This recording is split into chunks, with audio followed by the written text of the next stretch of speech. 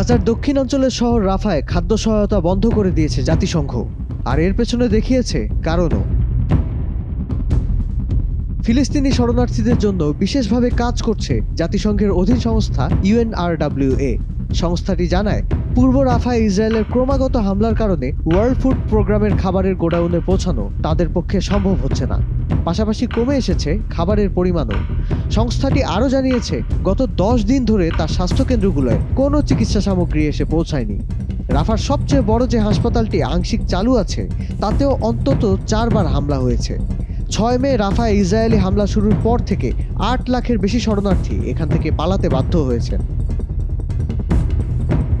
এদিকে নেতানিয়াহু সহ ইসরায়েলি কর্মকর্তাদের বিরুদ্ধে গ্রেপ্তারি পরোয়ানা জারি করায় ইন্টারন্যাশনাল ক্রিমিনাল কোর্টের কর্মকর্তাদের বিরুদ্ধে ব্যবস্থা নিতে পারে মার্কিন যুক্তরাষ্ট্র।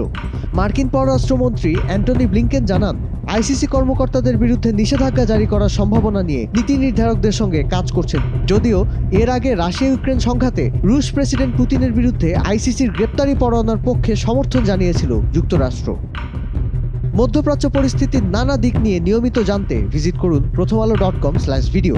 ফলো করুন প্রথম আলোর ফেসবুক পেজ ও ইউটিউব চ্যানেল। থাকুন ভালোর সাথে, আলোর পথে।